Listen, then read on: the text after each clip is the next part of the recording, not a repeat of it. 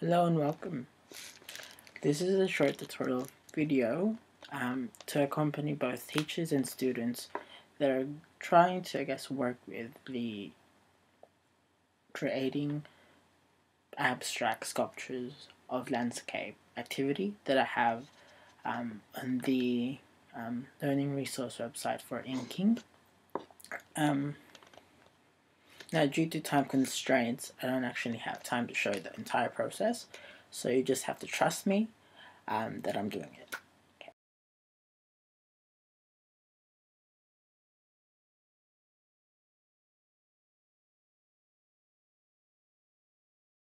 The first part of the activity, the students are expected to, make a series of designs or draw a series of designs on paper relating to the landscape descriptions of a written text. Now, the text I'm using is My Country by Dorothy McKellar. It's a famous Australian poem.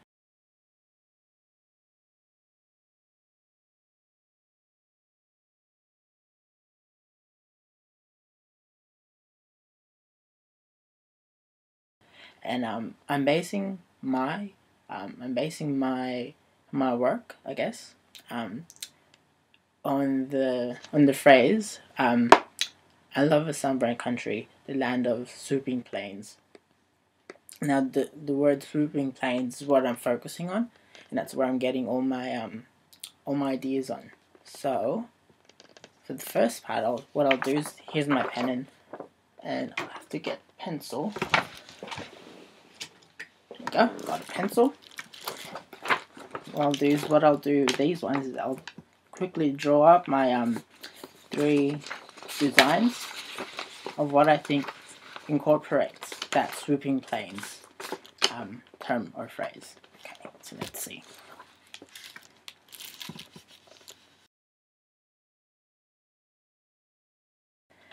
Welcome back. And I've just finished my drawings now.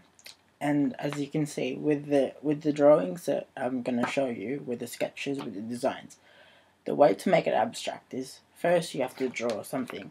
First you have to draw it as detailed as you can. So you have to excuse my drawing skills, they're not really that good. But you can see that I try to draw sweeping hills, with nice smooth lines. Then on the hills I try to do the grass, there's a bit of rocks somewhere there. There's a kind of tall dying shrub tree. There's I don't know what tree, eucalyptus trees, that's bending in the wind. There's the sun, the clouds up there, and you can see there's a whole level of a perspective there. You can see almost a horizon as well. Now, the second part of drawing a series has to be that when you draw or redraw or refine your designs, they have to be simpler. So you have to take out details that you don't think you'll need for the artwork. So the next one is that, as you can see, I just focused on the sweeping motion of the hills, and then I focused on that that dying shrub and a couple of rocks. And as you can see, it's slowly trying to get there. So the next bit is, it's a bit challenging, because now you have to work with this design and have to think, how can I make this design more 3D? And so what I've done for mine is I've drawn it as if, oh, this is what it's going to look like if I made, a still sculpture based on the swooping plains.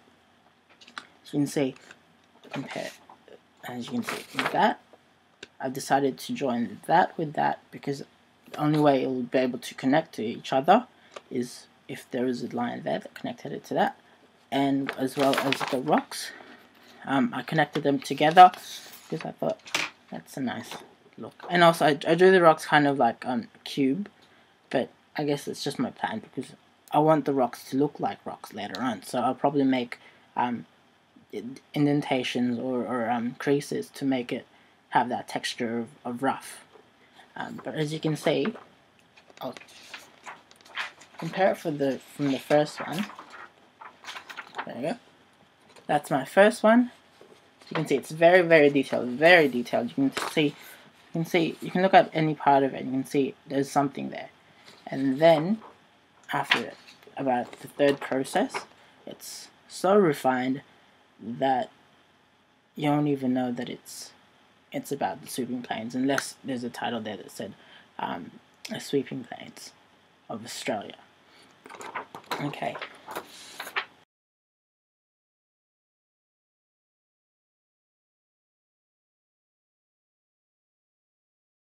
So now what I do with this is that I'm going to try and make a sculpture of it using the style of Inge King.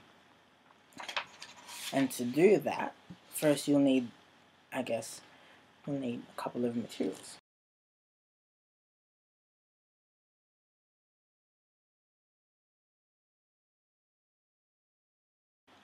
First off, you'll need newspaper. Now I've got mine here already prepared, but what I've done, excuse me, I just have to put it in a plate. Not that I'm eating it, but I have no place to put them. I've shredded it because what I'm going to use these for is to make them into thick paper mache kind of material. So do that. Also, you need newspapers. You need scissors basically to shred the newspapers. You'll need some sort of guess.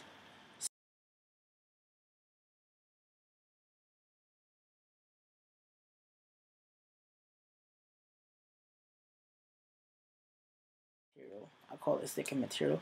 Now you can use sticky tape, you can use glue, or you can use, what else is there? You can use blue tack if you want, as long as you can make sure that when you put your pieces of paper mache together, they stick together. Because in King's work about welded steel is that with that, using that medium, you have to focus on the enjoining bits of metal. Instead of having to shape it from one metal, shaping the whole thing from metal, you have to join bits together, and you have to make sure that it sticks. And the last thing you'll need is good old aluminium foil. I've got mine here, nice and ready. And what I'll do with those is later, is I have to make my sculpture metallic.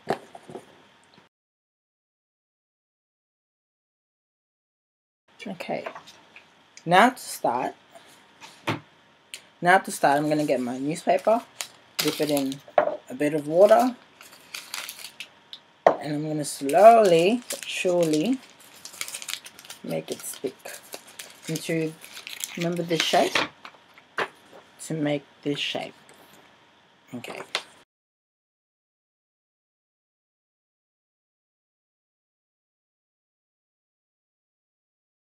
I've finished my work. Here it is. Now it's not exactly the same plan. There it is. Not exactly the same as the plan, as I had to work around it, simply because when I found that when I was sticking certain parts in, I had to make sure that certain parts weren't as heavy as this one or as thick as this one, because let's say for the rocks, these are my rocks, if I made them heavy, this whole end would bend and it's really dangerous, so I didn't want to have to do that. So what instead I did was I made really small or really light paper mache and stuck them in there.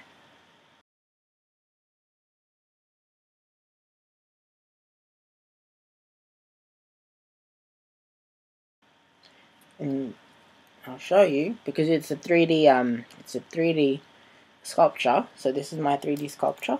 So it's no longer 2D as in the paper. It's no longer 2D, but you can actually see.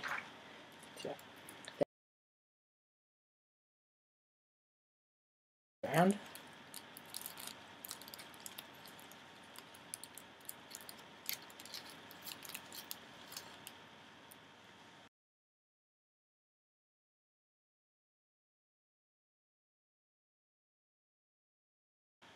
Now I was talking to you about the rocks, wasn't I? and how I wanted them to have that texture of rocks, that they're rough and that they're not smooth. So if I'll just put it close, you can see that I scrunched it up, making sure that you can tell that they are quite rough in shape. And as you can see with this one, I've started coloring it with just red paint, and this is because when I think of Australia, of a sunburned country, as it's written in the poem, I think of sunburn as being red in color. Like if you Google up Uluru, that's the kind of color I wanted to demonstrate. So my last part of this was probably going to be coloring the rocks. Now, Inge King also used colors in her artwork, in her sculptures, and so I wanted to, I guess, copy that and suggest that when audiences look at that, they see that that's actually rocks because it's red, or it's sunburnt rocks, really. Now, for teachers wanting to use the lessons, feel free. There's a lesson plan PDF at the website, and I'll post a link at the end of the video. Now, I hope you have a good day, and wish you all the best. See ya.